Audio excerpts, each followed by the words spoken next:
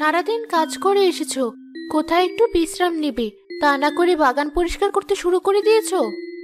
বউ, তুমি তো জানোই আমি যতই ক্লান্ত থাকি না কেন, এই বাগানের কাছে এলে আমার মন প্রাণ জুড়িয়ে যায়।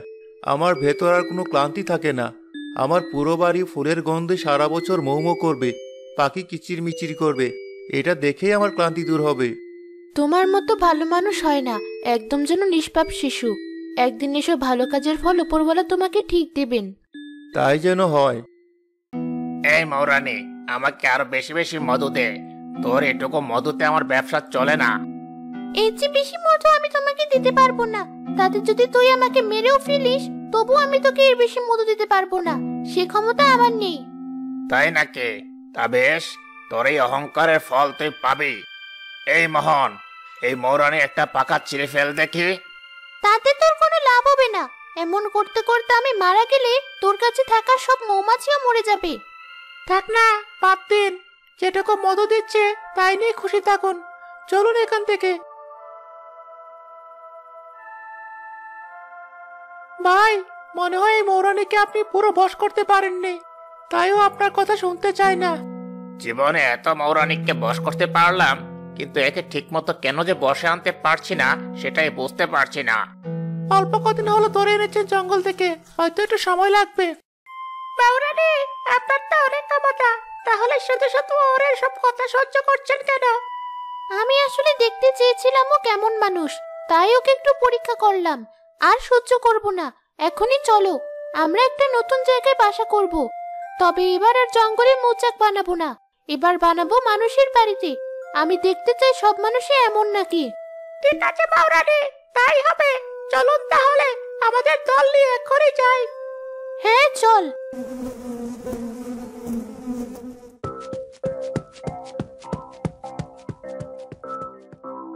ভাই, সর্বনাশ হয়ে গেছে। কেন, কি হয়েছে আবার? সেদিন জঙ্গল থেকে মৌরানী সহ যে মৌমাছির দলটা ধরে এনে রেখেছিলাম, ওরা পালিয়েছে। ওদের আর দেখা যাচ্ছে না। কি বলছিস এসব? আমার বস থেকে ওই মৌরানী তার দল নিয়ে পালিয়ে গেছে? তার মানে কোনো সাধারণ মৌরানী নয়। ছোটবেলায় আমার দাদুর কাছে শুনেছিলাম একদল মৌমাছি আছে যারা জাদুর মৌরানীর সাথে থাকে। সেই মৌরানীর নাকি অনেক ক্ষমতা, তাকে বশ করাও সহজ নয়।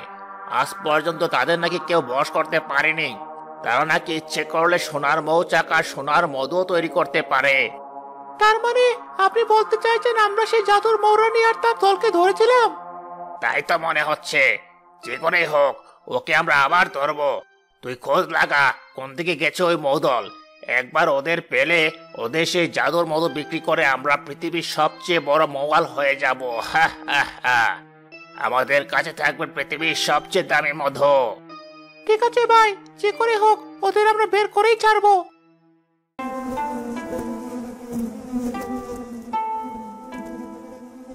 সে কখন থেকে উড়ছি এই গ্রামে, কিন্তু মৌচাক করার মতো একটা ভালো বাড়ি দেখতে পাচ্ছি না। মৌরানী, ওই দেখুন কি সুন্দর একটা বাড়ি। সারা বাড়ি কি সুন্দর ফুলে ঘেরা। আরে সত্যি তো, এই বাড়িটা অনেক সুন্দর। এই বাড়িটা আমাদের মৌচাকের জন্য উপযুক্ত। তবে এবার আর সাধারণ মৌচাক বানাবো না, এবার সোনার মৌচাক বানাবো। এই বাড়িটা আমার অনেক পছন্দ হয়েছে, তাই আমার মনের মতো করে মৌচাক বানাবো। ঠিক আছে মৌরানী। মৌরানী আর তার দল মিলে রবির ঘরের কোণে একটি সোনার মৌচাক তৈরি করে। বউ, এই দেখো আমাদের ঘরের কোণে কি সুন্দর একটা মৌচাক তৈরি করেছে মৌমাছিরা। আরে তাই তো, গতকালই তো দেখলাম এখানে কোনো কিছু নেই, একদিনে এত সুন্দর মৌচাক তৈরি হয়ে গেছে। তাই তো দেখছি, কিন্তু এমন অদ্ভুত সুন্দর মৌচাক এর আগে কখনো দেখিনি আমি। তোমার এই বাগানের সৌন্দর্য আরো বেড়ে গেল। তুমি ঠিক কথা বলেছ বউ। আমার এখন মনে হচ্ছে যে আমাদের বাড়ির এই ফুল বাগানের জন্য এই মৌমাছিগুলো মৌচাক তৈরি করেছে। দেখেছো বউ, বাগানের সৌন্দর্য আরো অনেক বেড়ে গেছে। মৌমাছিগুলো কি সুন্দর করে সারা বাগানে ঘুরে বেড়াচ্ছে। তাই তো তাকিয়ে তাকিয়ে দেখছি আমি। তোরা শুনলি তাদের কথা? আমি ঠিকই ভেবেছিলাম এই মানুষগুলো আসলেই ভালো, এরা আমাদের কোনো ক্ষতি করবে না, দেখিস। হ্যাঁ মৌরানী, আমারও এখন তাই মনে হচ্ছে। আমরা এখানে খুব শান্তিতে থাকতে পারবো। তোমরা সবাই আমার বাড়িতে এমন ভিড় করছো কেন? তোমার বাড়িতে নাকি সোনার মৌচাক হয়েছে, সেটাই দেখতে এসেছি। বাহ, কি সুন্দর মৌচাক, দেখে দু চোখ জুড়িয়ে যাচ্ছে। এই মানুষগুলো কি শুরু করেছে? মন চাইছে এখনই হুল ফুটিয়ে দেই। হ্যাঁ, দেখা হয়ে গেছে, এবার তোমরা চলে যাও। এত মানুষ এভাবে ভিড় করে থাকলে ওদের অসুবিধা হবে, আর কখন কাকে হুল ফুটিয়ে দে বলা যায় না। যাও যাও, এখন যার যার বাড়িতে চলে যাও। বাহ, এই বাড়ির মানুষগুলো খুব ভালো।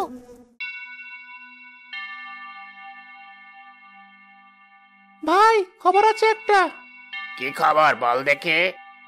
আমাদের গ্রামের রবির বাড়িতে নাকি সোনার মৌচাক হয়েছে।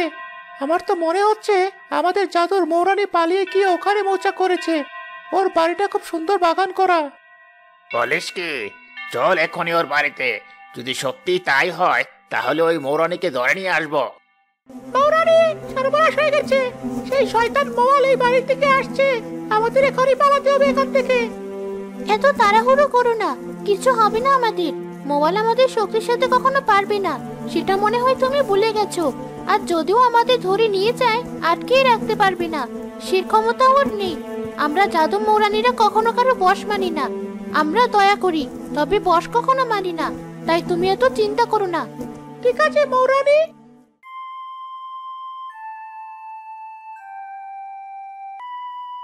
এ কি মোয়াল ভাই, আপনি আমাদের বাড়িতে কেন? আপনাকে আবার কে খবর দিল? এই লোকমুখে শুনে শুনে এলাম। আমি তোমার বাড়ির ওই মৌচাকের মৌমাছিগুলো নিতে চাই। এসব বাড়িতে রেখে কি করবে বলো?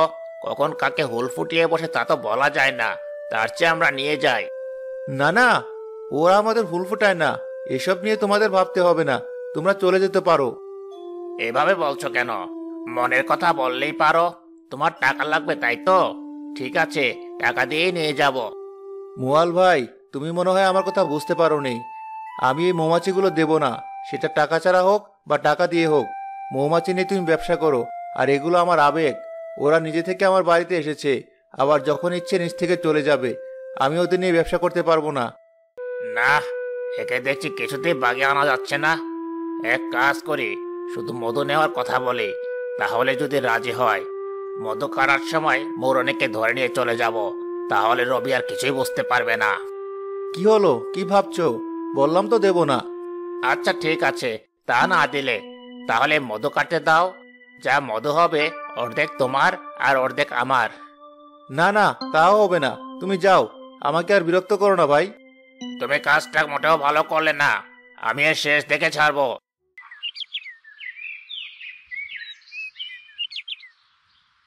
এই সামান্য বিষয় নিয়ে মোয়াল এমন করলো কেন বুঝলাম না। আমিও ঠিক বুঝলাম না, তবে মনে হলো কোনো একটা গন্ডগোল আছে। বেশ কিছুদিন তাদের সবকিছু ঠিকঠাক চলছিল। হঠাৎ রবির এক বিরল রোগ হলো।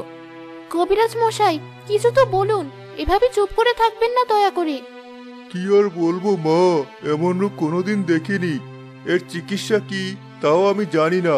আমাকে কয়টা দিন সময় দাও। আবার পুরনো পুঁথিগুলো পরে একটু জানার চেষ্টা করি, দেখি কোনো উপায় পাই কিনা। ঠিক আছে কবিরাজ মশাই, আপনি তাহলে তাই করুন। যে করে হোক একটা উপায় বের করুন, আমার স্বামীকে বাঁচান। ভাই, শুনলাম রবি নাকি অনেক অসুস্থ, একেবারে বিছানাগত। এবার আমরা সহজে ওই মৌরানীকে ধরে আনতে পারবো। ঠিক বলেছিস, এখনই চল।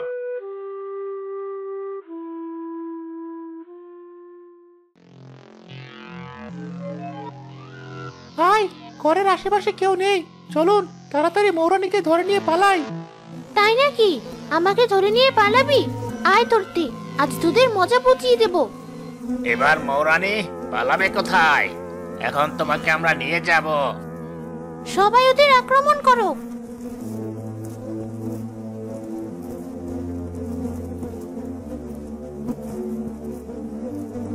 ওরে বাবারে, ছেড়ে দে, ছেড়ে দে।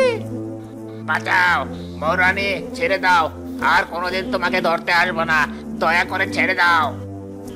এবারের মতো ছেড়ে দিলাম, কিন্তু আর কোনোদিন এলে রক্ষা পাবে না বলে দিলাম। না না, আর আসবো না, কথা দিলাম। দাদু ঠিকই বলেছিল, ওদের কেউ কোনোদিন বসে আনতে পারবে না। কথা না বলে আগে এখান থেকে পালাই, চলুন। বাইরে এত চেঁচামেচি কিসের? একবার গিয়ে দেখো তো কি হয়েছে, কারা এত কথা বলছে।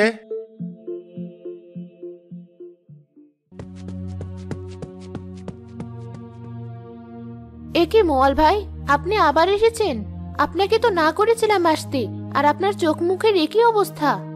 ভুল হয়েছে আমাদের।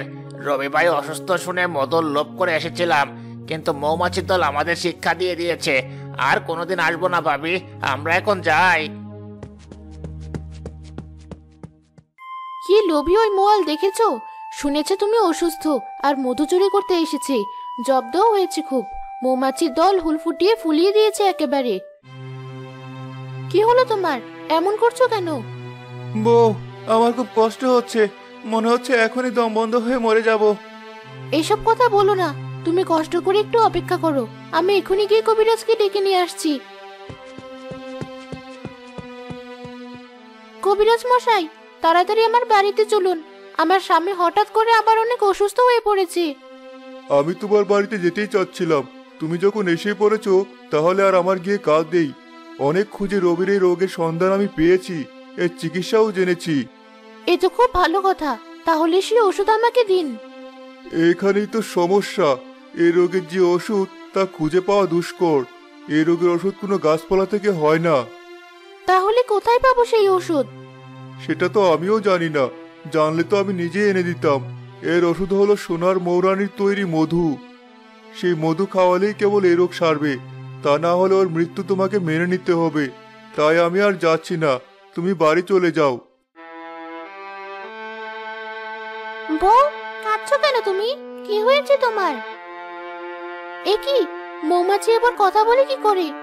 সেই তোমায় পরে বলবো, আগে বলো কেন কাঁদছো তুমি?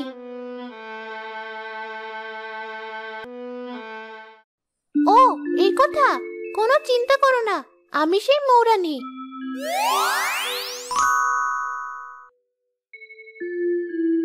এই নাও জাদুর মধু, তোমার স্বামীকে নিয়ে খাওয়াও।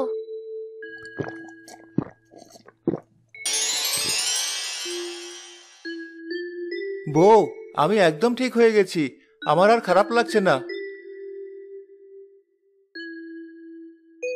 মৌরানী, তোমাকে অনেক ধন্যবাদ।